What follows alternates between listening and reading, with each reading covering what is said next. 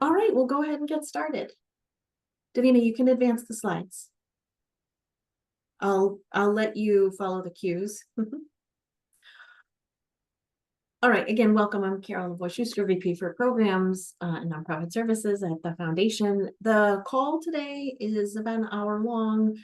The content of the presentation is really only about 10 to 15 minutes, and then we allow time and space for Q&A. We typically don't need about the entire hour, but just in case we do, we block the entire time. So hopefully we can get you out of here and back to your important work. So we'll first talk a little bit about the overview of the fund. If any of you are new to the history of the fund, we'll talk a little bit about the committee, the timeline, eligibility, funding, and then we'll spend a majority of the time on Q&A, and then how to get in touch with me if you have additional questions in advance of your submission, should you decide to apply.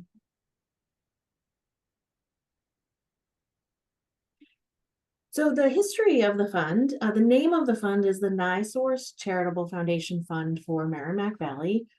It was established in January of 2020 here at Essex County Community Foundation. We also go by ECCF.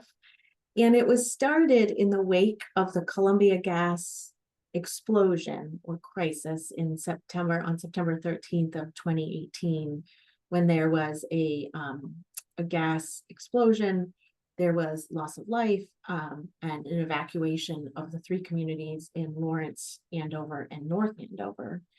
And in the subsequent days, months, years, the recovery efforts associated with supporting the community to get back on their feet, ECCF was very involved in the recovery, as were many, many, many nonprofits and organizations. And so at the close of that, the company NiSource, who is the parent company for Columbia Gas, requested, because of our leadership and work in the recovery, asked us to team up with them to hold the fund and administer their commitment to the region. So they made a commitment of $10 million over 5 years. And we have completed, as of June 2024, this year, we completed our 4th cycle. And we are now entering our last cycle that would fulfill that $10 million commitment to the region. The fund itself is based on the NiSource Foundation, which they have 5 key pillars of the focus of the work, and they are basic needs and hardship assistance, which is inclusive of food, shelter, social determinants of health, and mental health, economic and workforce development, which includes retention and attraction of job opportunities, energy infrastructure, and community vitality. Third, environmental stewardship, which is inclusive of protection and restoration of natural resources, energy conservation, and environmental education. 4th, safety, which is emergency assistance and disaster preparedness, first aid, safety education, and energy safety. And then lastly, STEM and energy education, which is inclusive of science, technology, engineering, math, and energy education. You can advance. Yeah. The committee is really comprised of a diverse representation of community leaders across the 2 towns and the 1 city. There are business owners, many community leaders who are we have grown up, work in one of the 3 communities, or perhaps all of them, live, work, recreate, raise their children. There are also 3 NiSource, the company, representatives, as well as 1, sometimes 2, Eversource, who is another utility in the area that has been involved in the history of this. I am also an advisor on the fund. I am the ECCF representative for the fund, so I play the role as the program officer but I'm also an advisor on the fund. And I helped establish the fund, and myself, I led the residential recovery efforts associated with Columbia Gas, and my colleague now is our wonderful CEO Stratton Lloyd led the business recovery efforts. And so we partnered with NiSource to establish this fund. And so it has made great sense for me to remain in a leadership role for this fund. Okay, so for the timeline, the guidelines went live on November 18th in our grants portal, which is right on our website online. We have the 2 live recorded Zoom sessions, obviously today, and then there's another on December 20th. As we mentioned at the top of the call, these are live and recorded. They will be posted on the landing page should you wish to review them.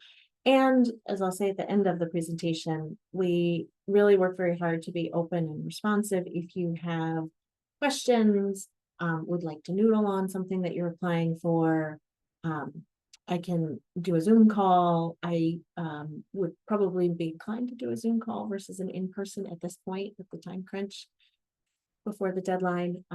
But we can also respond by email if you have any questions. So this is not your one and only shot to have a conversation about an application. January 15th at 5 p.m. is the deadline. Late applications will not be accepted. So if you're thinking of applying, we encourage you to get your draft going, being mindful of the holidays. I will just, as a side note, which I'll make sure I share this out in the deck later, we'll be off the last week of December. And so just being mindful of timeframes would be great. So what happens is then late February, early March, in between the deadline and late February, the committee will meet and review the first slate of applications, and then they will make a determination of organizations that have been invited to a narrowed list, and will invite folks to attend site visits. And then between March and April is when those virtual site visits happen. There is potentially an opportunity to meet in person. We are here naturally. I see many of you up in Merrimack Valley all the time. Davina lives in Lawrence. We do them virtually because even though all the community leaders are based here, our Eversource representative lives regionally but works in Metro West. And then the 3 NiSource representatives. NiSource is a Ohio-based company. And so we host them virtually so that they can be part of the process. And then the committee meets again, sometimes end of April, sometimes early May, and we make final determinations. We will note that there have been years where the committee needs to meet multiple times to make final determinations. And so we historically say our goal is to make the grants by the end of May, definitely by June 1st. Okay, so for eligibility, you must be a 501c3 organization. You could utilize a fiscal, if you have a fiscal agent or fiscal sponsor, but there must be the lead organization that applies must be a 501c3 organization. We do note that the municipalities, the 3 municipalities, could be part of an application, or collaborator, but cannot be the lead applicant. That's an important distinction. Preference is given to applications and nonprofit organizations based in one of the 3 impacted communities. However, applicants that are based outside of the 3 communities, but have demonstrable work in the 3 communities would be allowed to apply. But if you are not physically based in the organization and or committed to 1 or 2 or 3 of the communities in your work, then this would not be the fund for you, because it's really committed to supporting the 3 communities that were impacted. And then the last thing is you could apply as an individual organization, or if you have a collaborative idea, we would welcome you to apply as a collaborative opportunity. Okay, we talked a little bit about this. So it's 10 million over 5 years. Each application is eligible to apply for a grant between 25 and 200,000. The applicant, you may apply for multi-year, but it would be if, for example, you applied for and received a $25,000 grant, it would be spread over. Potentially, if you requested it, you could take it in 1 year or multiple years. That is actually incorrect, where the 3 years. This final year, it would be only over up to 2 years. So Davina, we can make a note of that. So again, as an example, if you applied for 200 and received 200, we would have a conversation with you about how would you like it in one lump sum or divided, and it doesn't have to be even. So just think about that in terms of your needs and your application. You may apply for one of 3 categories. One is general operating support. Another is new programming. So something that you and your organization are inspired to begin. Or the last category is ongoing programming in years past.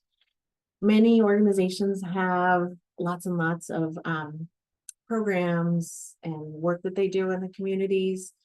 And so it's a frequent question that we get, may I apply for 2 different types of work? Like, can I apply for a general operating and a program? And the answer, unfortunately, is no. You can only submit 1 application per year. And then if you have been funded in the past, you may apply again. However, it must be for a new category. Okay, go ahead. Okay, so questions. Here's my contact information, phone, cell phone as well. See Laura on the call. You may call or even text me potentially, but to set up a first meeting, if we have yet to meet, I just have some boundaries around that request, that it's during business hours, and that we've sort of established the opportunity to meet first, but we work really hard to be accessible. I will have Davina update this as well. I'd really like to request that she is also CC'd on the communication, just so that we can make sure that we're not missing anything, and that we could answer really quickly if it's in fact an email, if you have an email question. But we welcome any and all. If you want to have one-on-one meeting and discuss an idea, you can certainly follow up that way. But I will pause here and open it up for Q&A. I have a question. If we're looking at the workforce development area, say, can it be a mixed variety of programs to offer applicable to workforce development, or does it have to be one program that applies to workforce development? Good question. I think for this final year, they would be open to multiple within the category. Okay. Maybe we can schedule a follow-up call just so I understand exactly. I think the key Sure. would be like communicating the budget and communicating how it sort of all rolls up to your bigger work, and or providing options for them to think through where your priorities are, that type of thing, because Sure. pending the size of the application, I will say in this final year too, they're really thinking about like the longevity in the commitment to the region. And I don't have any more information than that, but I've been encouraging them to think about just what those investments could be like Sure. for a runway. Okay, I appreciate that.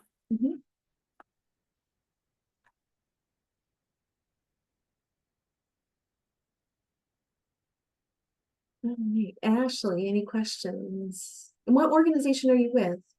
I'm with UTech. Oh, yay. We love UTech.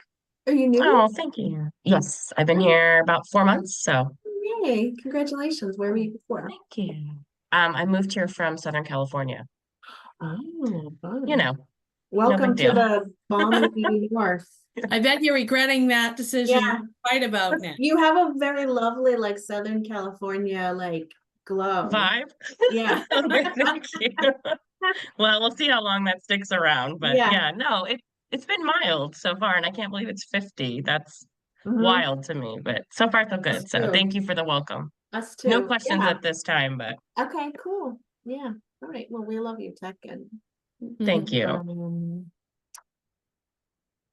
we'll look forward to learning more about what's up next. There were a couple of other folks on the call, but it looks like folks have popped off. Yeah, Laura, if you wanna email Davina and we can set up a call Sure. if you want. Sure. I am, so this is this week is pretty packed, but we could squeeze something in. Next week, I am working next week. I'm off for Christmas. Okay. I'm only working Monday next week. Okay, well, we could look at Monday. Actually, Davina, we can probably pause the recording, which would be for people. Oh, yeah. Okay. Hear that part. Because we'll post it to the website. And actually maybe Davina, when we edit the video,